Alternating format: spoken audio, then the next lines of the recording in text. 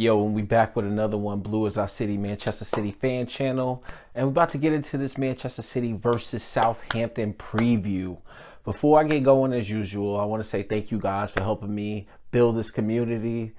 Feel free to share the content. Feel free to like the content. But most importantly, get at me in the comments. Let me know what you guys think about this game. So really want to get into this game. I'm not going to spend a whole bunch of time on this, but I really wanted to talk about this Southampton preview because we know that we need a win.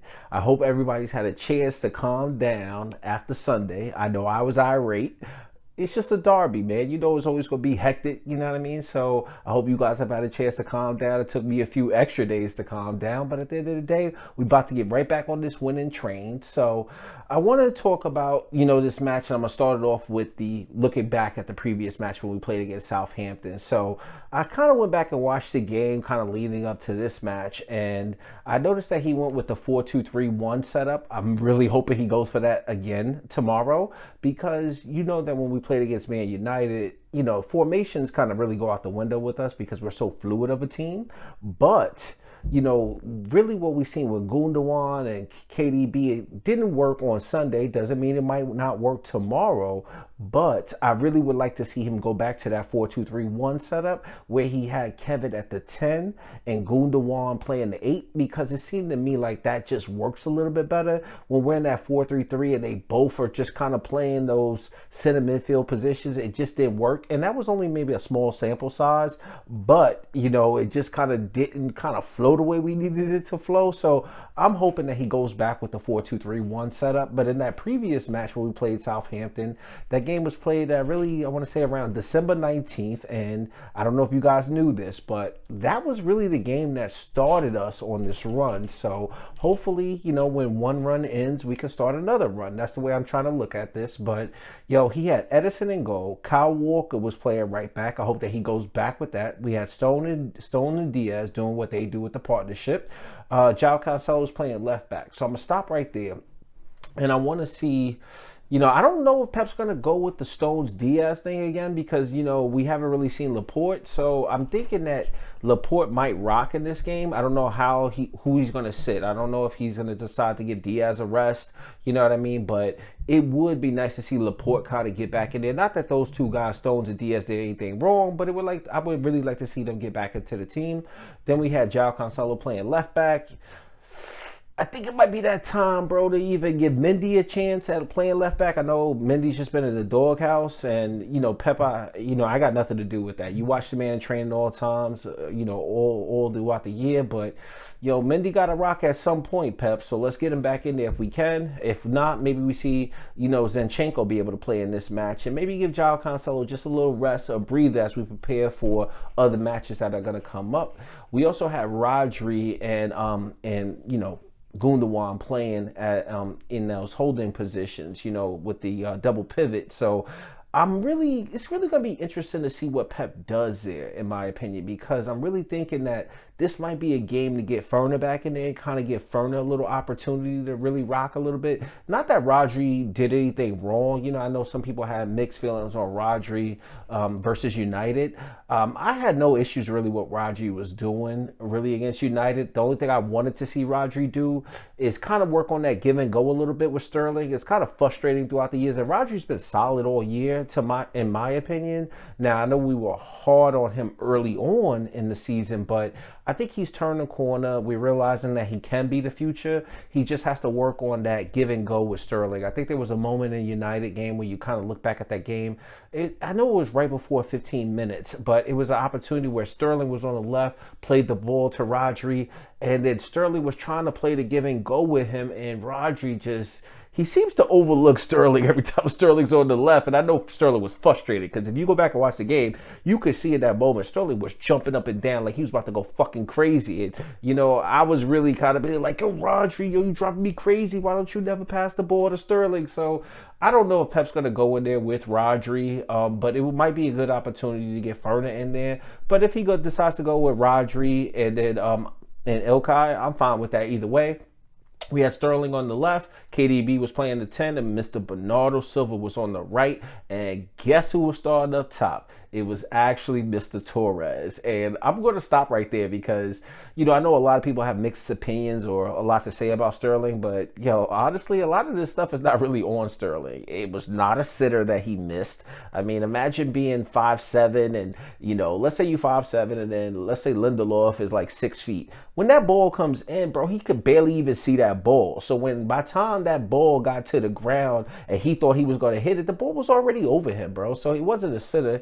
And I don't really think he's been in bad form. Now, has he been in the greatest form? I would probably say no. But a lot of that is just due to this system. And hopefully, we'll see Sterling, on the left in this game if he decides to go with that. I don't mind KDB playing, or maybe Phil Foden might get a chance to really play in this game.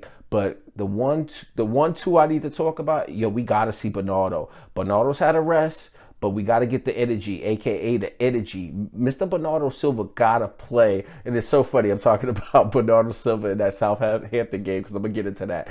But I really would like to see a few players play in this game. Obviously, I would like to see Mendy play. That's probably not going to happen for whatever reason. But I think that it's pretty important to get Bernardo back on the pitch just with his energy and what he brings to the team. That's hands down, bro. He got to be in there because of his work rate and everything he does. And we kind of missed a little bit of that against United, in my opinion, but it'd be nice to see if he gets that.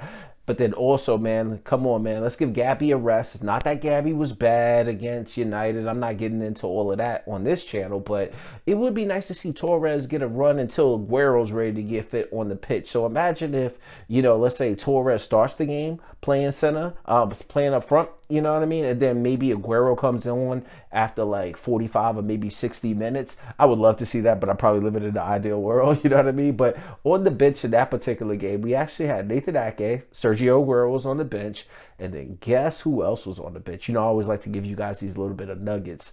It was the younger Nemecha, Mr. Felix was actually on the bench, and so that was really good to see. Now, I'm going to kind of go into the game a little bit. The game was a tough-fought game. We ended up winning the game 1-0, but some of the interesting talking points, in my opinion, was around the 15-minute mark of the game as I watched it back. It was an opportunity to where, beautiful opportunity. We could see how we could score when we play beautiful football. So in this particular moment, Bernardo had the ball. He was driving on the right-hand side of the pitch.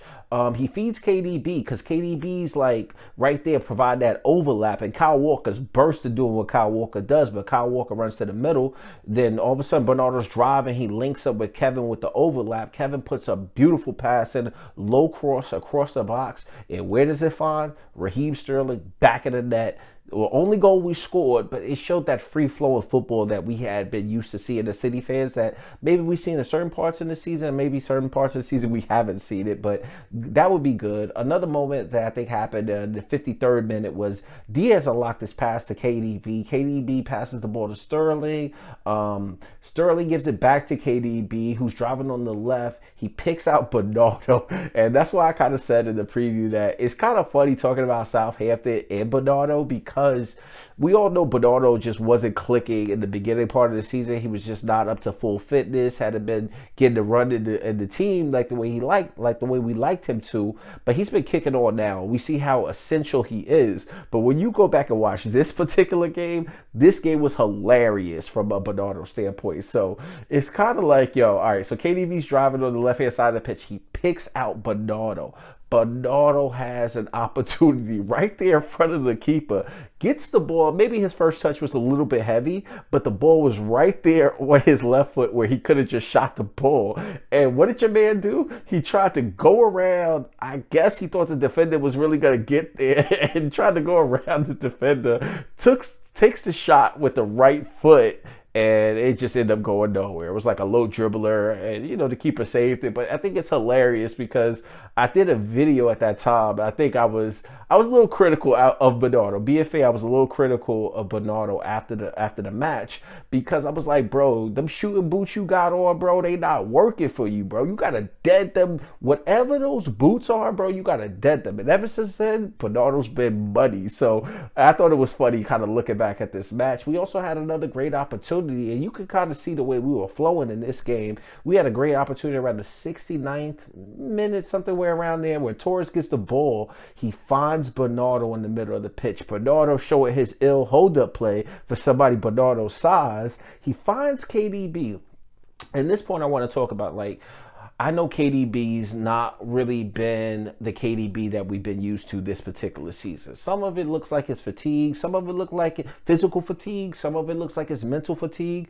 And then him trying to learn this system. This system is extremely complicated in my opinion. So sometimes it just doesn't fit KDB. But this particular moment kind of sums up Kevin's season somewhat to this particular point in the season to me. Because he actually gets the ball from Bernardo. And technically, he is 1v1 with the keeper, but he shoots the ball first time and it ends up being right at the keeper. But if De Bruyne had that moment back, he would realize he has more time to maybe get a little bit closer and maybe take the shot with the left foot. You know what I mean? Because we know KDB can do things like this. But, you know, in this particular moment, I think it kind of sums up where KDB season is. It's like, yo, he's really trying on the pitch, but maybe he just doesn't have his shooting boots on. We know he's always going to get assists, but you know, we just don't want to see what we saw against United. So it'd be real interesting to see what Pep does. Is it going to be one of those games where he either sits Gundogan, sits KDB, or allows Phil Foden to play? So that's going to be really interesting in my opinion. And then the most hilarious moment happens with Bernardo. We're basically in stoppage time of the game. And when you guys go back and look at this game, you can watch the review, you know, the little quick thing that they have on NBC. You can find that on YouTube. But basically, yo, in the game, we're basically in stoppage time. And we should have scored because we had this beautiful counterattack set up to where I think KDB passes the ball to Sterling. Sterling gets the ball right on the side of the box, like basically right in front of the box. AKA slides the pass to Bernardo, who's on the left-hand side. And Bernardo's basically got, you know, a basketball layup or a football, like essentially like a tap-in or a great opportunity to score, basically. And I don't know what was going through Bernardo's head, but Bernardo was like, yo, I'm going to get the ball on the left side right here. And I'm on my left foot, but I'm a do some kind of cross over to Riyad Mahrez, and you should have seen Sterling's face. Sterling's like, yo, bro, what are you doing? Shoot the ball, shoot the ball. But it goes to show you that this particular Bernardo at this particular point in the season wasn't as confident as the Bernardo we've been seeing of late. And I'm glad to see that Bernardo has found his confidence again since this particular match. So it'll be real interesting to see if Pep is going to play Bernardo. I think Bernardo definitely has to play in this particular match. We ended up winning the game 1-0. Southampton had mad chances, and I think Danny Ings went off early in this game, right around 40 minutes, because he had like a little injury. And I remember they did have some chances, but at this particular point, this was the match that started the run, and I'm hoping that we can start another run. So that's the points I got on there. I'm also going to talk about Pep's press conference, because I thought this press conference was so funny in my opinion. So kind of, you know, all the chat is going to be about, yo, you guys lost to United, Ole Gunnar Solskjaer, he owns Pep, he schooled Pep, all of this nonsense. And, you know, Pep is just kind of saying, yo, bro, like, it happened, whatever, but we rocking on. And in this press conference, you know, they kind of started the questions off trying to be a little easy on Pep, but Pep was a little testy. So let's kind of get into that, yo. So basically, like I said, the run really started with Southampton. So we're going to try to get that again. But Pep was basically asked a question about, hey, so being that the run started with Southampton, is this a full circle opportunity to kind of start a new run? And Pep shut that down immediately. He was like, nah, bro, it's one game. There's no run. It's just one game. And I really like that approach from him, because I think Pep is really, really funny in these press conferences, because Pep has realized that, okay, these guys, as far as press conference people, they will love me. And these journalists, they will love me. But when it comes to Liverpool, United, in the Champions League, bro, these guys will act like they love me 1 second, but as soon as I lose, bro, they gonna hate my guts. So I like that he's having that approach to saying, you know what, I'm just focused on one game at a time, which he's always been, but he doesn't get too high, too low in these press conferences. So Pep, you're doing a great job there, man. I really like that. But as the press conference went on, he got a little testy, because he was basically asked a really ridiculous, stupid question, in my opinion. And he basically was talking about, Southampton has the ability to, give up goals as well, and alluding to the fact that they lost or they gave up 9 goals to United. Now, Pep quickly shut that down. It was like, bro, look, no. you know, they scored 9 goals against them. We're going to score 18. And some people may look at that as being a little testy, but it was a nonsense question. And I love the way Pep answered it when he said, bro, look, you know, anything can happen in football. Yeah, they scored 9, we're going to score 18. Football doesn't work that way. And I really like that type of Pep Guardiola. So the next question that he really got, I thought that this was the funniest moment. But he goes, and there was a young lady, she asked Pep a question. I don't know the journalist's name, but, you know, she basically asked him that since City didn't score against United, is there a chance that we might see Sergio in film? Pep's answer was so hilarious because if you're a person like me, you know, I have an extensive background in sales and marketing, so I'm really keen on picking up certain words, even though I'm a diehard City fan at this point in my life. So, you know what I mean? Pep is like, yeah, maybe anything could happen. But then he had to hit that like scratch in the neck moment. And it's kind of like, yo, imagine if you dating your girl or you with whoever your significant other is out there, you know, and you know, that person asks you, hey, we going to this restaurant? I thought we was going to go to this restaurant. Yo, can we try this restaurant? You're like, yeah, baby, sure, we could go. Yeah.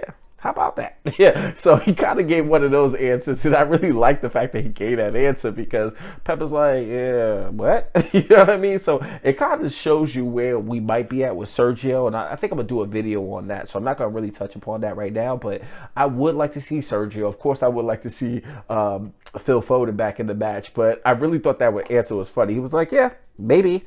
So I thought that was really telling. And if they didn't pick up on that, that's shame on them. So, but I think the best quote he gave in this press conference to me was, and you know, they kept asking him about United, but he basically gave the best answer in my opinion. He was like, what was that quote? He was like, in regards to United, he basically said, we are in the Champions League, they are in the Europa League. Now, more stuff happened in this particular quote, but that's all I care about as a City fan because that's going to help me sleep so well tonight to know, yes, they did win that game, but they might have won this particular battle when we're going to win the war, when we're holding up that trophy and adding it to this set of collage pictures right here. So I thought that was outstanding from Pep. So I'm really going to talk about right now players, and I've kind of alluded to it throughout the video, is that there's certain people obviously we want to see, right? We definitely want to see Sergio. Pep, if you can. He doesn't have to start. I understand playing Sergio and asking Sergio to do certain things in this system.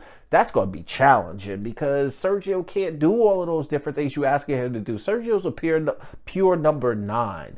And this system just requires a lot of activity and running around across the box. So maybe that's the reason why we haven't seen Sergio, but Pep, please give us City fans something to be happy about again. And it would please us so much if we could just see Sergio, our all-time goal scorer, come on for 45 minutes or come on for 30 minutes. I'm not saying the man has to start, but just give him an opportunity. And of course, everybody's going to want to see Phil Foden, being that he didn't play against United or he came on later in the game against United. So anything can happen there, but I definitely want to see Torres. I want to see Torres. I want to see Foden. I want to see Sergio Aguero. I think the rest of the team works itself out, and I want to see Bernardo.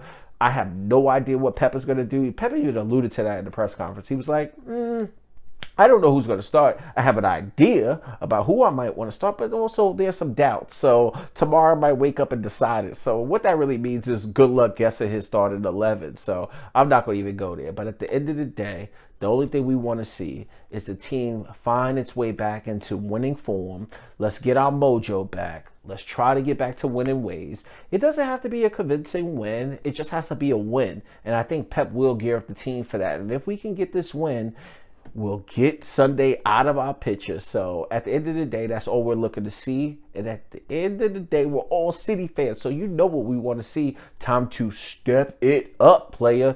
And then we're going to get a win. And City is going to be right back in the form that we need to be. And I know, kind of looking at City's form, I know we won the last 4 out of our 5 games. Southampton, on the other hand, Southampton has been on a little bit of a dip in form. Now, I think I saw that they have lost 3 games. They won their last match, and then they had a draw in there. So they haven't really been on the best of form here recently. Now, let me look at as far as all of our players are fit, according to Pep. But when I look at Southampton, and I never trust these apps because I feel like these apps just be lying to you. So They have Wilcott. Wilcott's supposed to be out. Danny Ainge is supposed to be out. Romeo's supposed to be out, but we'll see. We never know about these different things. So they might be struggling with some of their players, but we're going to approach this game like we just got to do anything we can do to start another run. And that run is going to propel us. And I really believe that this is the game to do it. So, City, let's go out there and get another win.